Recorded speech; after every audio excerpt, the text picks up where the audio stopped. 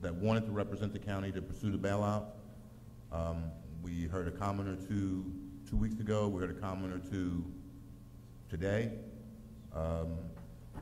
Does the board wish to continue? And I understand if the board were to say we wish to continue, there'd have to be a public hearing on the proposed bailout.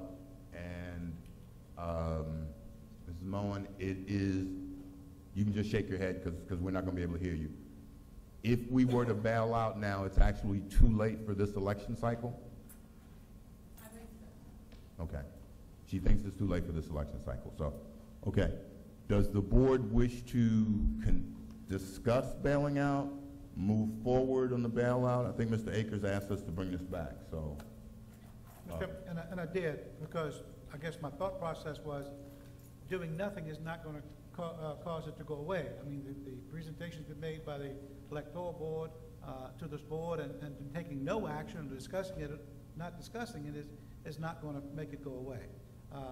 And so all I said was, and what I would like for us to do is to put it on the agenda, let's talk about it, and either move forward or say we're not going to do it. And if we're not going to do it, that's fine with me.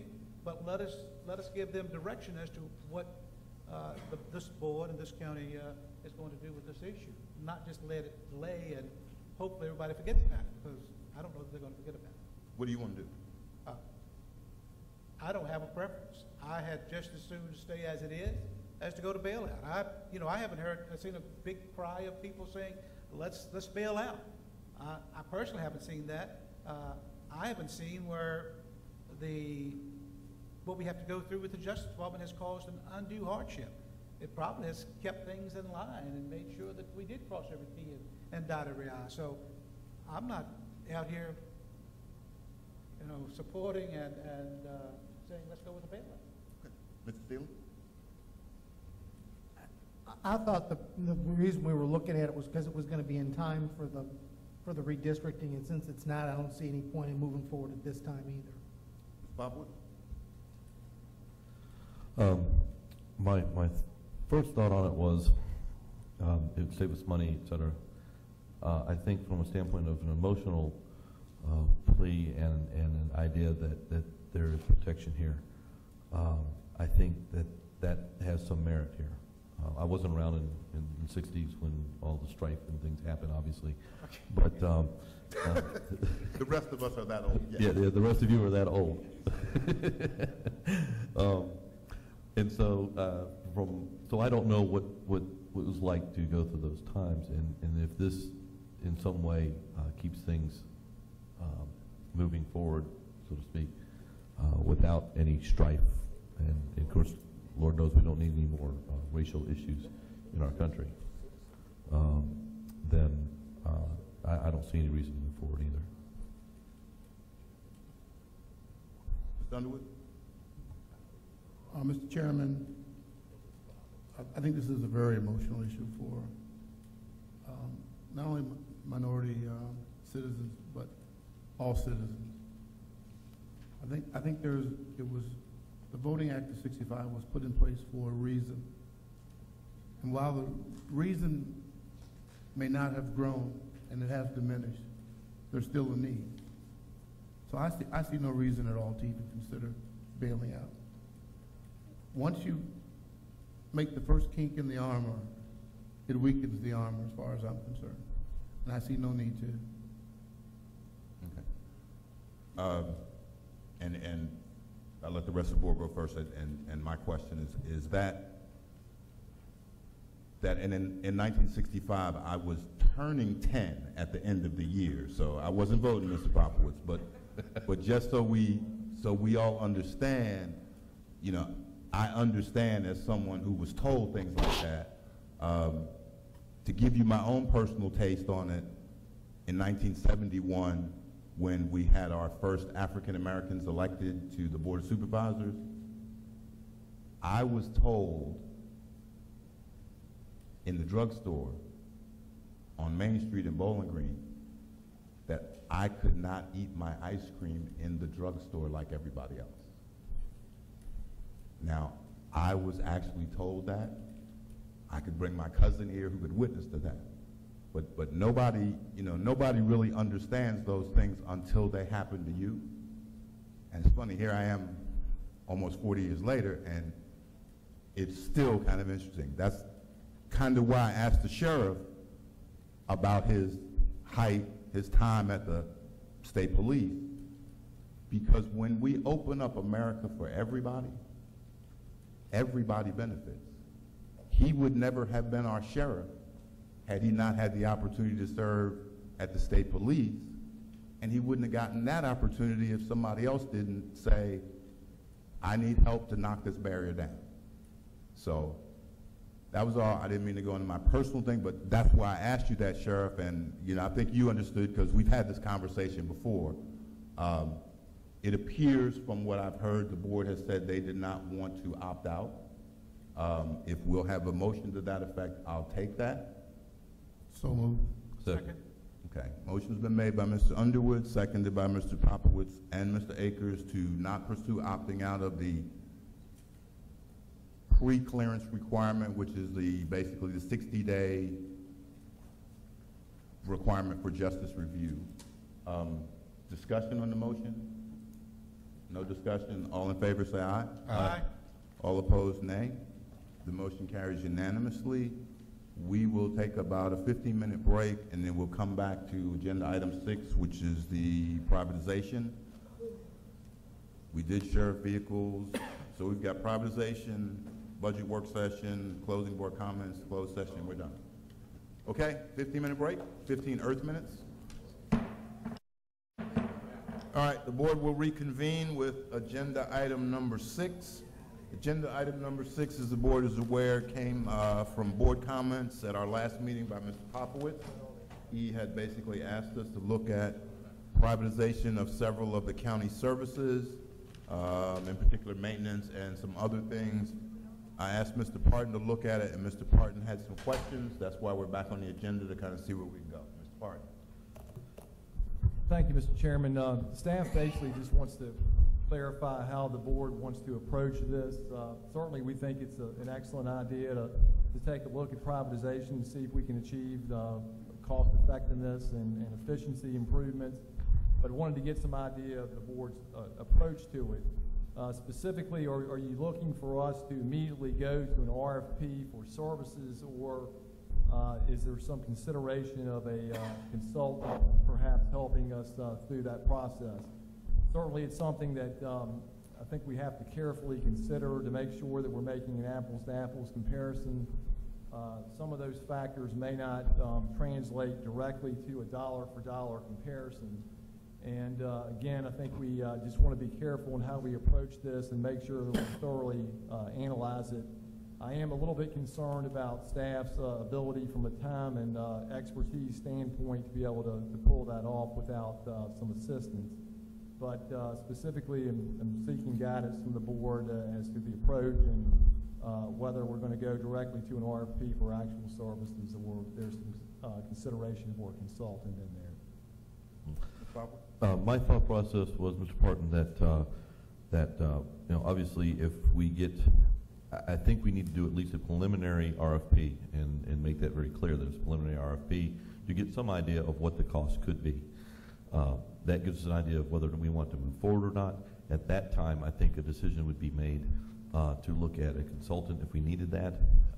But like I said, I think we need to do a preliminary RFP. I know that there, for most of it, there's it's legal, number one. Number two, I know that one issue, I guess the building section, we need to do a little more research on to make sure that we can do some of the things we want to look at. You may want to contact certain entities in the area. I think you had a meeting today with one that, Yes. certainly there's several others that handle some of these other things. I know that there's a company out of Maryland that does some things with inspections, and I know that there's a company here in Caroline County that does some stuff with water and sewer. And of course, we've already covered the solid waste with another company, but maybe get some idea as to how that might work. Check around with some of these companies, see what they do, and if they have something similar in some other counties, even in some other states. We may even look at that, and like I said, you might want to check with some of those folks that I told you about earlier. and see what they're doing. And the state itself is one of those entities that we can look at. I know VDOT has some folks doing inspections, et cetera, and that's all privatized, or for the most part, it's privatized. One other thing I wanted to mention, Mr. Chairman, if I could, we've already started looking at the Virginia Institute of Government, actually through a contact with VACO, to determine if there are other localities in the state that have been through this type of process in the last, say, 5 years or so, and an attempt to get an RFP that we might be able to use as a model, and then also consult with them about their experience with the process. So we've already started some research in that direction. Okay. Okay. Is there preliminary costs involved, or do we need to hire a consultant to look at privatization? Do you just want to give more specific direction to say this particular area, Well, how we do it? I think the main thing, and like I told Mr. Parton just a few moments ago, is that we want to get a preliminary. I think you contact the companies that are already doing some of this and let them know what you're trying to do, and they should be able to give you some idea of what some of the other localities and some directions to go to look at it. At that point, then we need to look at probably if it's something that looks feasible from a cost standpoint and from a standpoint of transition, then we need to really look at doing getting a consultant to guide us with the actual RFP. So a preliminary RFP of some sort would probably be more in order to get us some budgetary figures and to get an idea of what we need to do with the budget. All right, rest of the board concur. We'll move on under the. Well, Mr. Chairman, I've got a couple of comments, I guess. When I was on the school board, we looked at privatizing food service and transportation. The first year looked really good because they bought all our buses and provided all the services. But in the contract, we had to abide by their maintenance schedule and actually providing vehicles and other kinds of incentives that in the third and the fourth year were beyond the cost that we had, and food service was in the same realm. I don't know, I'm in the contracting world, and I don't know how you would answer a preliminary RFP. I mean, there are probably several people out there would say, yeah, we want to do it. And that's just, all you'd have to do is hold a bidders conference and say, you know, here's what we're thinking about. Tell us what you guys do, actually ask for an inquiry from folks of what they can provide.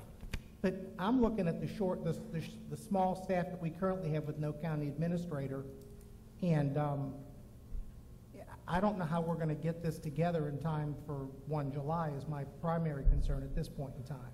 I don't think that there's any question we need to look at this, and because we don't have time to just say we're going to go ahead and spend 15 extra cents or make our taxpayers spend an extra 15 cents. I'm not saying to say spend 15 extra cents. What I'm saying is that we've got to make a rational decision. And has any of our staff made any recommendations on any of this? To be honest, we haven't had time to really look at it yet. I think that the staff is Mr. Parton on this. I don't think you get the people that are involved in the actual departments involved in this, because if you do that, you know, there's a protectionist attitude, and I don't want to see that. I want to see something that is objective. You have a commitment that will be an objective attitude.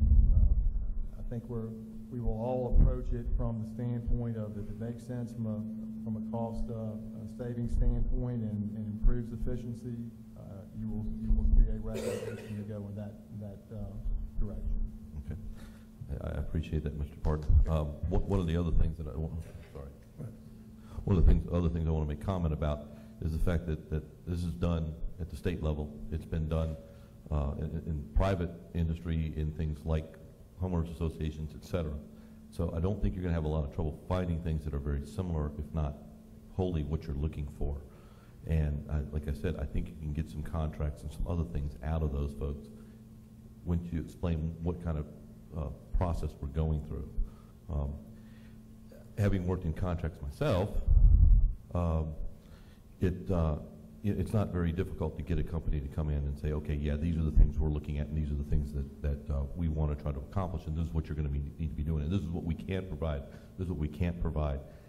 Something about privatization at this level, though, what you're gonna see is probably, and this happened at Lake of the Woods when I worked there with the golf course, they picked up a lot of our old employees and just, basically they ran another manager. You were no longer responsible as the manager, it was under contract and the contract company ran their employees and did their own thing. So you may not see a lot of personnel change, but you may see a change in how they are organized and what they are going to be doing. And some of those people may be in other areas other than Caroline County. But for the most part, you may see a lot of the same personnel here. Mr. Chairman,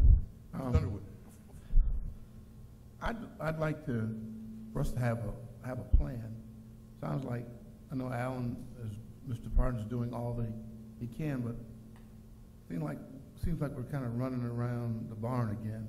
I think we need to have a plan in place as to how we propose to look at what services and what we think is a good idea to privatize, rather than just look at it as a blanket. I think we need to have a plan of action here.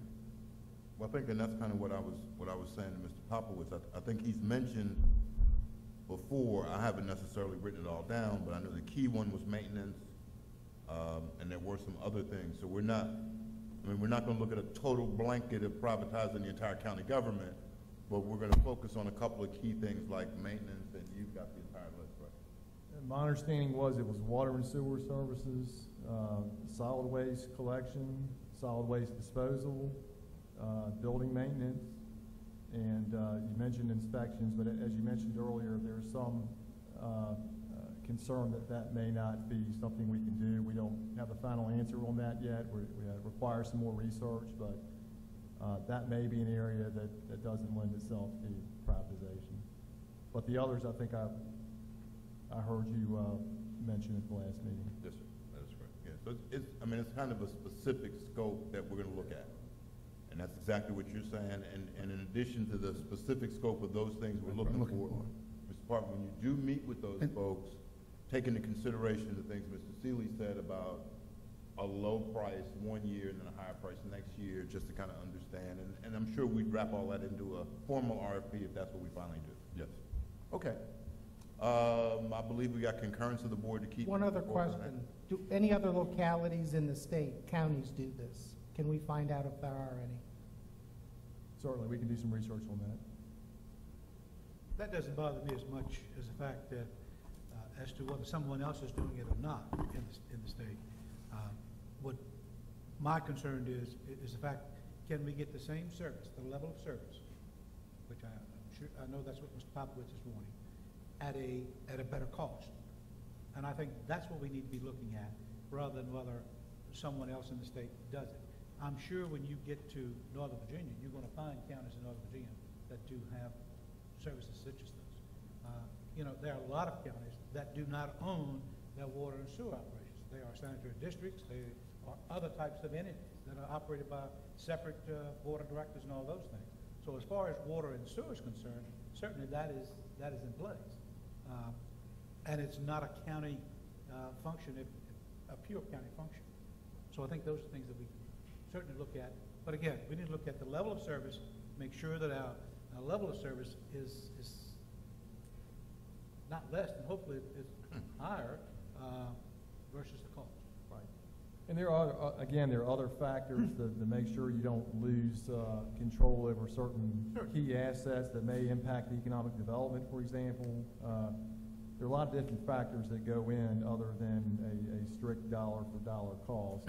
And again, we want to make sure that we have a comprehensive analysis of that, and we're very thorough in how we approach it.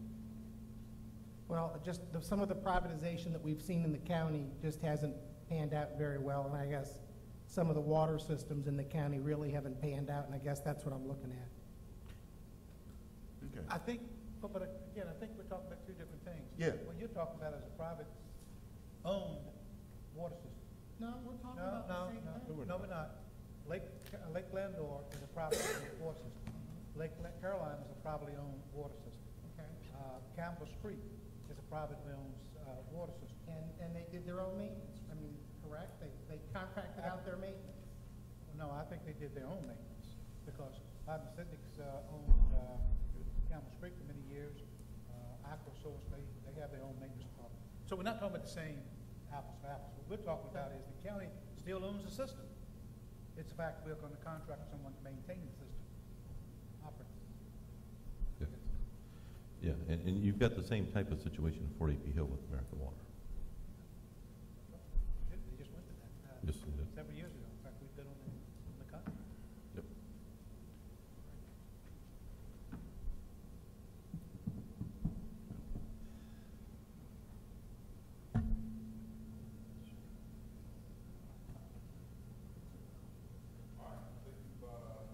Excuse me? All right, I think we've taken care of that, so we're gonna move forward. Thank you. Looking at those, Mr. Parton's got the list, specific scope as Mr. Underwood's asked, and we're gonna also factor in Mr. Seeley's concerns about what happens this year, next year. All righty, so we, took care of item 7, we took care of item 8. County Administrator's Report and discussion of budget work session schedule. Mr. Chairman, I wanted to get some idea about how the board wanted to approach budget work sessions from here on out, and see if you wanted to actually establish a calendar for moving forward with that. I'm sure there'll be several more before we finally adopt the budget. Well, it seems like every time we talk about it, we cut 3 or 4 cents off, so if we talk about it 10 more times, we'll be in great shape. Yeah, probably. Mr. Parton has given us a calendar or two. Today's the 22nd.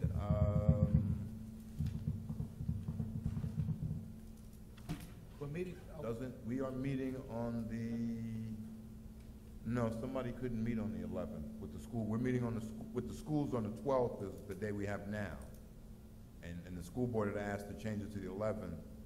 And one of our people, at least, I didn't ask who the other one was, I didn't ask Jeff, I think, but one of our people couldn't meet on the 11th. So is it okay if we stick with the 12th? Okay, so Mr. Wright is here, he said, yes, it's okay to stick with the 12th for a work session with the school board, and that is the 12th.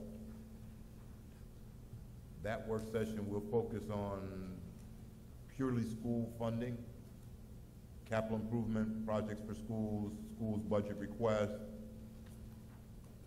I don't know if we can get there in an hour, but we'll at least have a lot of discussion and see if we can come to some close agreement. So that will count as one of our budget work sessions.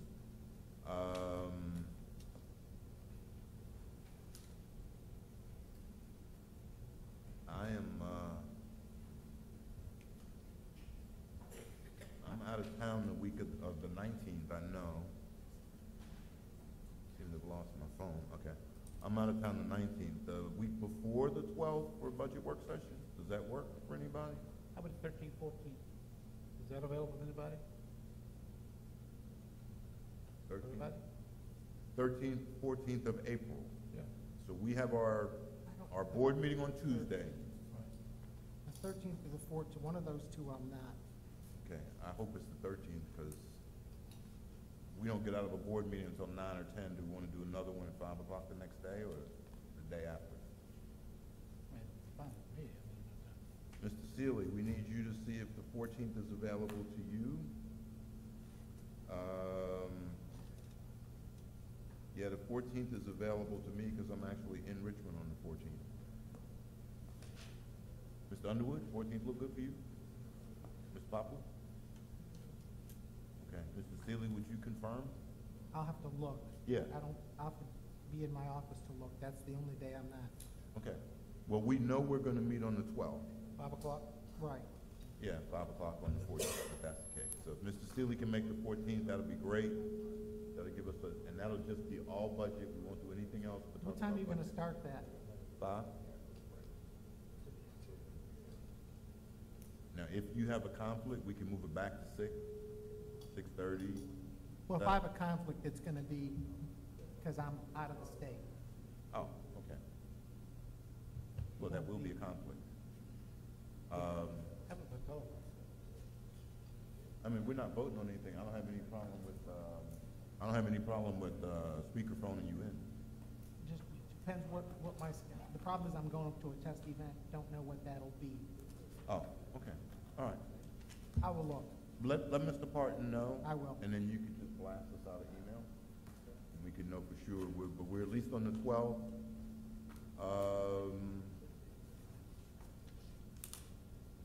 We want to do anything before that? That's actually the week of the 5th. Now, we told the Commissioner of Revenue we would get a tax rate by April 12th. So then you have to meet before that to do that. I mean, the Right. 14th is beyond that. Yeah, I thought it was the 20-something. April 12th, which would mean we wouldn't have another meeting, so let's go back to the week of the 5th.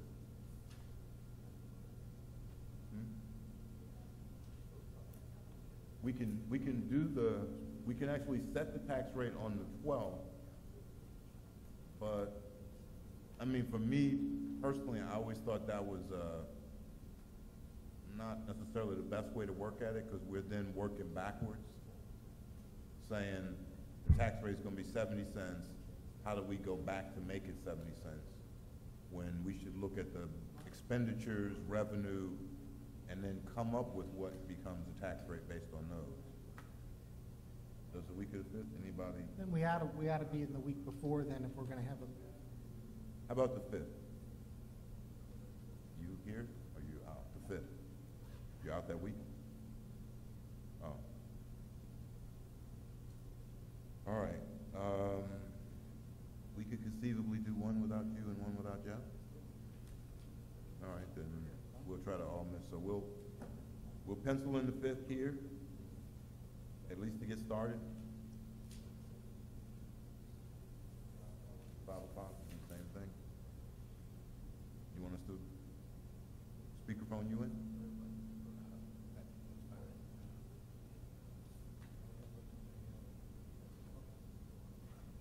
We'll just have somebody call you, whoever's got the best reception.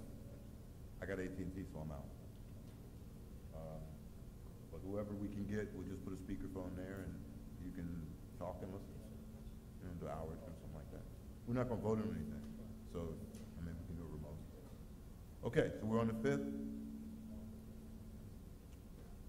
All righty, then that should cover us. 5th, 5 o'clock, 5th, 12th, 14th. And we'll add another one if we have to.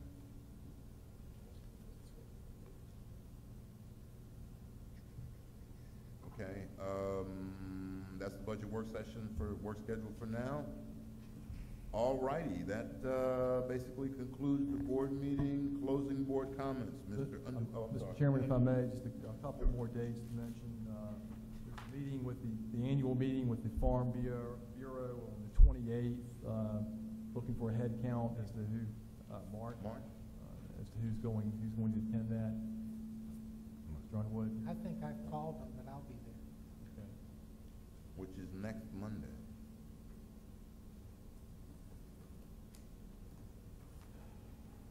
Anyone else? Going once? I'm gonna try, but I'm waiting for somebody to tell me where I'm gonna be Tuesday. No, where I'm gonna be. Plenty of people tell me where to go, but I'm waiting for somebody to tell me where I'm gonna be, so. I may be out of town on the 28th, but I'll try not to.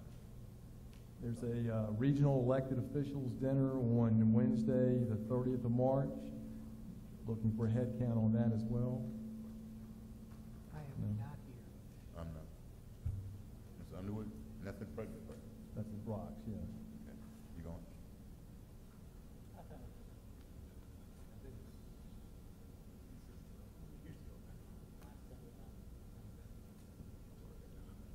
Mr. Underwood, you're going? That'd be great. You can represent the county if nobody else makes it. Mr. Underwood has community meetings on the 29th and the 31st of this month as well. Is that correct? And I think that's it, Mr. Chairman. Okay. Mr. Underwood, your community meeting on the 31st is at the Visitor Center. Visitor Center on the 31st and Frog Level Fire Department on the 29th. All right, that's good, Mayor. sure staff knows to set up the visitor center for conference and whatnot. Okay. Okay. That's the end of the county administrator's report this time. Okay. Closing board comments, Mr. Underwood. You know, we've talked, a lot this evening about our role in county government and what's expected. And I guess for me, for all of the departments, our goal is to get the best possible services for citizens of the county at the most prudent cost. And when there's only so much money in a bag that we have to look at, it's a time that calls for us to really look deep into all cubby holes to see if there's a penny here or a penny there. And my only comment, I'm hoping that all of the departments really look for cost-saving measures. We are at it's a very, very tough time for families in the county, and for us, I'm concerned about the tax rate, definitely concerned about the tax rate for citizens. And I just hope that we all keep that in mind as we look for ways to save, look for ways to give better service, look for ways to ensure that we help build the best school system possible. But Rome is not built in a day, and so we do have to take it step by step. And I'm hoping that everybody just remembers that we're going to be very prudent. We're going to look into every nook and cranny to see if there's a way that we can save. Thank you, Mr. Underwood. Popowitz? I have no comment other than I concur with Mr. Underwood. Mr. Seeley? Mr. Akers? Mr. Chairman, I do want to say, excuse me, as many of us know, Comcast, of course, has come through and indicated that they are going to start construction sometime in the April-May timeframe to provide high-speed internet, digital TV, and other improvements to that system that will impact the western side of the county. I know some people that do not live in the western side of the county and do not live in Bowling Green or the eastern part of Bowling Green, or I should say the northern part of Bowling Green, is concerned and upset that they are not being considered. And I guess that Comcast doesn't provide service, and no one provides services for those people as far as television is concerned now. But I am glad that Comcast stepped up to the plate and finally decided that they needed to invest in Caroline County, because there's a great future in Caroline County for Comcast as well as everyone else. So I'm really glad for that. And I also want to say thank you to the people in Lake Caroline, Lake Landor, Belmont, Caroline Pines, that have homeowner associations that certainly joined their efforts to make this happen. And I think it shows that by working together as a county, as a community, we're able to accomplish some great things. And so I'm thankful for those people, and I've asked Mr. Pard to put together a letter to that effect to send to the homeowner. Huh? School division. Oh yeah. And so I'm really glad that they've done that, and we need to thank them. And the other thing was the fact that Mr. Underwood and I were invited last week to go on a school tour with the superintendent and the chairman, the school board, and the assistant superintendent, Dr. Cunningham, and we toured Bowling Green Elementary, Bowling Green Primary, as well as the high school, and it was a good tour. It was a good visit, and I think we were able to see some things, and we were supposed to later on visit Madison and probably Lewis Clark if we have time, and certainly the Diversified Learning Center. So I did want to indicate that. Thank you. All right, Mr. Akers. Again, same kind of comments on the Comcast announcement. This is probably the second time they announced that they would make expansion in the county, and the first time the economy changed things. So I look forward to them expanding in the county, and I would also say congratulations to all those residents of the communities listed before for their hard work and diligence to get it. It really made business sense when Comcast could see that there were almost 1,000 people that wanted to connect, and that probably helped their decision. So I think that's great. We owe a debt of gratitude to all the citizens that helped to get that. Secondly, I have an application that was sent to me from Virginia Natural Gas. They are asking if they can have a rate increase. So I'm going to pass that to Mr. Parton, and maybe you can scan it and put it on our website, because there's going to be public comment that comes before that, or comes after that. And I think that's all we had. So that was it. I need, now I need to go into closed meeting under, here we go, under section 2.2-3711A7 Code of Virginia for briefing by legal staff, by legal counsel and staff with regard to specific legal matters requiring the advice of counsel, specifically State Corporation Commission's order filed in the Lady Smith Water Company rate case. Section 2.23711A1 personnel advertisement of county administrator position. Section 2.23711A5 business not yet announced.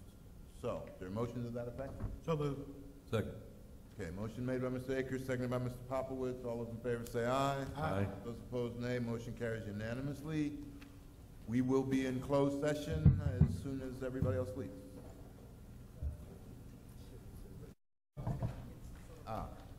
Mr. Sylvester, you can come in. All right, the board will reconvene from closed meeting. Motion to adjourn. No, I'm not. Not quite. We do have one action item. The one action item, yeah, we got to certify, but there is one action item, and that is to advertise for the county administrator's position. So that is our one action item. The other things we discussed don't require any action. So, Mr. Underwood, do you certify that only those things that we discussed in or went into closed session were the things we discussed in closed session? I do. I so certify. I so certify. Mr. Popowitz, do you certify? I so certify. Mr. Seeley? I so certify. Mr. Akers? I so certify. And I so certify. So certified. So, the only action item we have is to advertise for a permanent county administrator. Is there a motion to that effect? So moved. Second. Okay, motion made by Mr. Popowitz, seconded by Mr. Underwood. All in favor say aye. Aye. Aye. All opposed, nay. Nay. Mr. Akers, your motion's in order? Make a motion to adjourn to. We'll just adjourn. We've, well, wait a second. We've established the April 5th meeting. Well, we'll adjourn to April 5th. That'll cover us. Okay, we're going to adjourn to April 5th. Discussion, all in favor say aye. Aye. Motion carries. We're